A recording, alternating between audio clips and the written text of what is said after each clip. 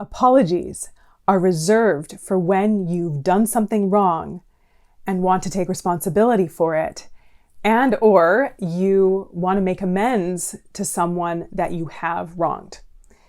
The problem is, many of you are using apologies for things that you do not need to be sorry for because you haven't done anything wrong. And when we apologize for things that we don't need to be sorry for, it has this sort of unconscious effect of pushing ourselves down and diminishing and devaluing ourselves.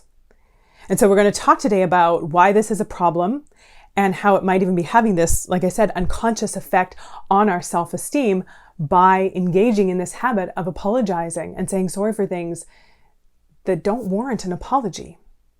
I think you're going to get a lot out of this one, and I hope you have some big mindset shifts from it. And that you start breaking the habit of over-apologizing. If you're new here, welcome to our incredible little corner on the internet. Take a second, introduce yourself in the comment section below. If you're back again, say hello. And if you haven't subscribed to the channel, you can do that. The button is right down there. Either way, my name is Julia Christina, and I'm a registered clinical therapist, a researcher, a coach, and the creator of my membership community, the Shift Society. That is incredible, that you need to get into. Big life transformational things are happening with the people in there, and you can get more information in the description below.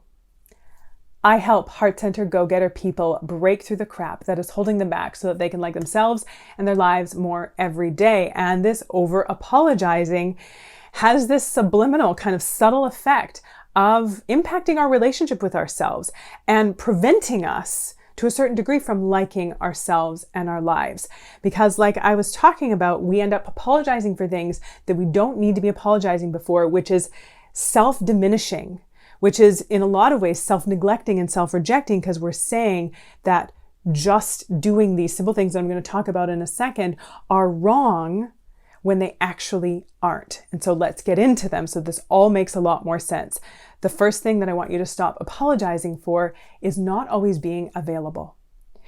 Just because someone wants something of or from you, it doesn't mean you have to give it. You are allowed to consider your own wants and needs and time and energy and preferences into the equation as well. Now, again, I'm not saying that you're never there for anyone else and that you never kind of take one for the team or that you don't show up for other people. Absolutely not. But doing it from your own conscious choice. We're not feeling like you're a bad or wrong person if you don't always want to put everything aside for everyone else. That how you are feeling in this equation, it actually counts too. So you don't need to apologize for not always being available for whatever other people want from you, because that's not wrong. You haven't done anything wrong. The next thing that I want to invite you to stop apologizing for is not always feeling happy and positive. Now, how often has this happened where you've said, oh, I'm so sorry, I'm just not feeling happy right now, I'm just not feeling the best right now, or maybe you haven't said that out loud, but you've said that to yourself. You're like, oh, this is so bad, I shouldn't be doing this, this is so wrong, that I'm not feeling always happy and positive, and life isn't always sunshine and rainbows. And that is what we call toxic positivity. This idea that in order to be a complete being, you're only ever allowed to feel half of your feelings, only ever the light and lovely and positive and grateful and joyful ones. And now, by no means am I saying that it is bad to feel those things or that it's wrong to feel good. Absolutely not. And I think you know that. If you've been here for a while, you know that that's not how I roll. But we're also allowed to have other human experiences. The goal of life is to not always be happy and positive all the time. It's to have a full and rich and complex human experience. And sometimes that involves sadness and loneliness and anger and hurt and grief and frustration. Sometimes it involves those human experiences. Now, the goal is ultimately to not get ourselves stuck in that and become, self-sabotaging in that, or to be spinning around in that and kind of get ourselves into a hole of that. But having human emotions, there's no such thing as a right or wrong feeling. There's just feelings. And then we get to decide what that means.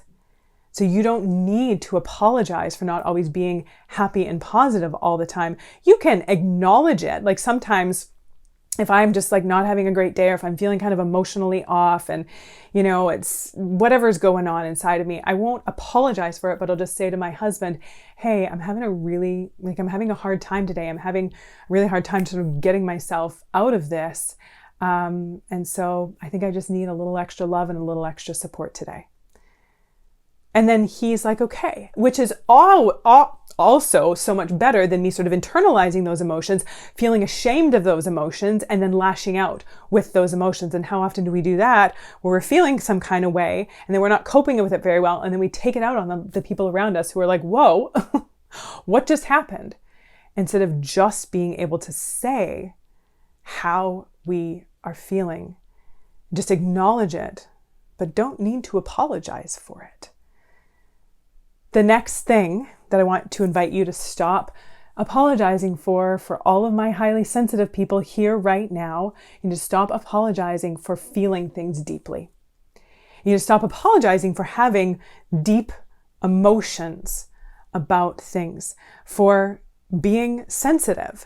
And now I'm not saying that means that we can go around and because, maybe we're more sensitive about stuff, that we maybe feel things more deeply and have deeper emotions, that then we're then able to do whatever we want with those emotions, and other people should just understand if we are, lashing out or, targeting them with our emotions and taking our emotions out on them. I'm not saying that by any means, but just having deeper feelings and feeling things more deeply is not something to apologize for. I remember I used to struggle with this one a lot too, because my husband, it tends to be a little less emotional. Like he's definitely an emotional being, because all human beings are, but he tends to be a little bit more on the kind of logical, rational side. I tend to be a little more on the kind of emotional feeler side. And I used to think that was inferior in some way. I used to think that, he was better than me because of how he processed the world, because of how he took in the world, where he tends to take it in a little bit more logically and rationally. I tend to take it in a little bit more emotionally. But there's nothing wrong with that. There's nothing wrong with interpreting and experiencing life and the world in different ways. For goodness sake, sometimes commercials make me cry. I get overwhelmed with emotion and people look at me like, what is wrong with you? I'm like, yep. I'm not going to apologize for it. That's just who I am.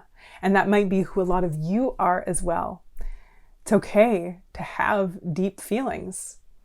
There's nothing wrong with that. And chances are as well, if you are a deeper feeling being, then chances are you are probably a more empathic being, that you probably are a more compassionate being.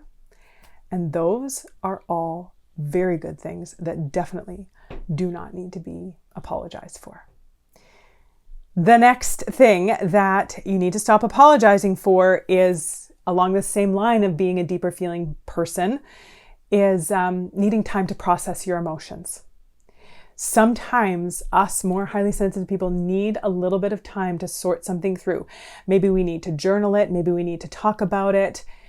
Maybe we need to get some support around it. Maybe we need to spend a little bit more time just thinking about it and sorting out our emotions, sitting in the quiet. Maybe we need to have a cry. Whatever that is, sometimes we need more time to process our emotions. We need to take a break, and being able to even say that I'm feeling overwhelmed right now. I'm having a lot of emotions come up right now. I just need to take a break. I need a few minutes to process through this. I don't really understand what's coming up with me right now or why this is coming up, but I need some time to figure that out. I need some time to figure it out. And I'm also going to tell you that as you get good at processing your emotions, as you allow yourself to create space for that, it actually gets faster and easier. Because so many of us, we don't take time to process our emotions. We don't really understand what's going on. We just try to ignore it or suppress it or act out on it or just get rid of it. instead of really getting to the root of it and figuring it out. And then once we start to do that more, then we understand ourselves better. And when things come up, when our emotions come up, we're like, oh, I know what's coming up right now. I know why this is coming up. I know what's going on. And I know what I need to do to move through it.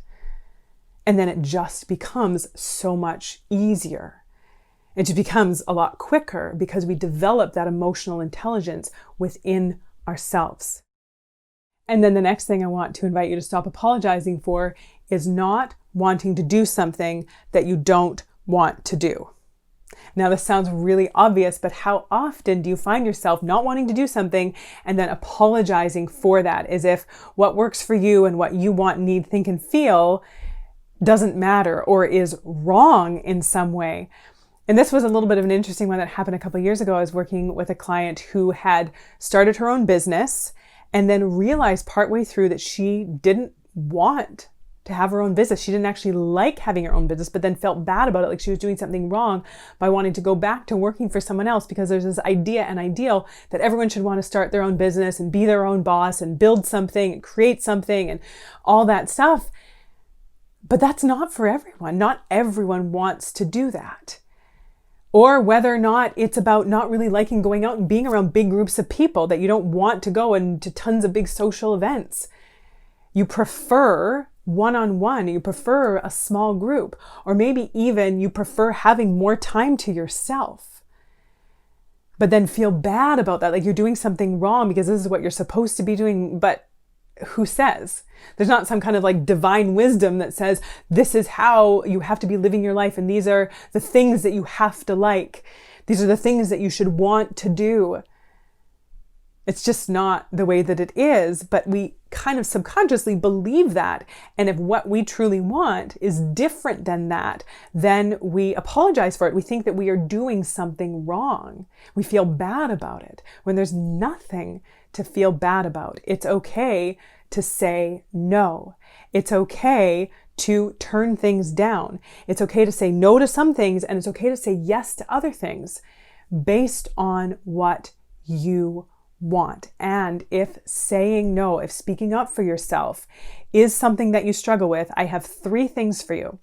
First of all, I have a free download. It's called 25 Ways to Say No, that is going to get you kind of into the groove of some clear yet respectful ways of saying no. If that is something that you struggle with, they're a little bit gentler, but they're still clear.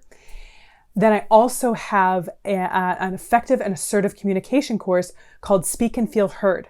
And this is for those of you who want to find your voice, who want to be able to speak up more, who often feel like you hold yourself back, like you keep yourself hidden because you don't know what to say or how to say it, or you end up getting kind of talked into things that you don't want to do, or kind of get bulldozed by other people.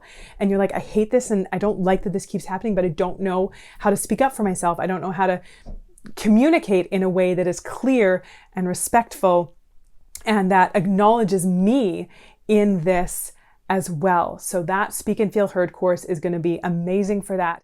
And then if you want to take this work to a whole other level and do a complete overhaul on your boundaries, then I have my Healthy Boundaries Bootcamp for you. And this is really about changing the way you think about yourself. If you struggle with people pleasing, if you struggle with not wanting to offend other people by having boundaries, but then end up feeling bitter and resentful and taken advantage of and run over, but you don't like either of those options. You don't like the idea of offending someone, but then you also don't like the idea of feeling like a doormat, then this course is going to overhaul all of that. It's going to change how you think about boundaries, change how you think about yourself, and then give you actual practical boundary setting skills for any circumstance or relationship. So that is in the description as well. You can get more information about that. I would love to know, what are you going to stop apologizing for? Let me know in the comment section below, and yeah, like the video, share it out if you thought other people need some work on breaking this habit of over apologizing. And to be honest, just as a little aside here, this is something that women tend to struggle with more. I'm not saying that there aren't men that struggle with it, but women tend to struggle with it more because we have a history of believing or being told that we are inferior. Women were seen as second-class citizens, as inferior beings for thousands of years. And so we have this still have this ingrained belief that our existence counts less. And so we need to apologize for our own sovereignty, our own selves, what we want, think, need, and feel. So this is a big deal, and it makes a difference in how we feel about ourselves and breaking some of these generational ingrained beliefs that we have a lot of the times as women about our inferiority. And so it is standing up against that. It's standing up against patriarchy.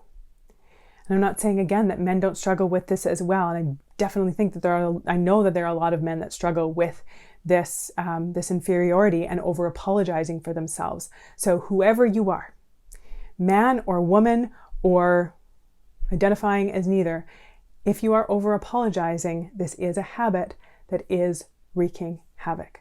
So taking this one seriously. 25 ways to say no, assertive and effective communication course, Speak and Feel Heard, doing the deeper work with Healthy Boundaries Bootcamp. The information is in the description. Until next time, take good care.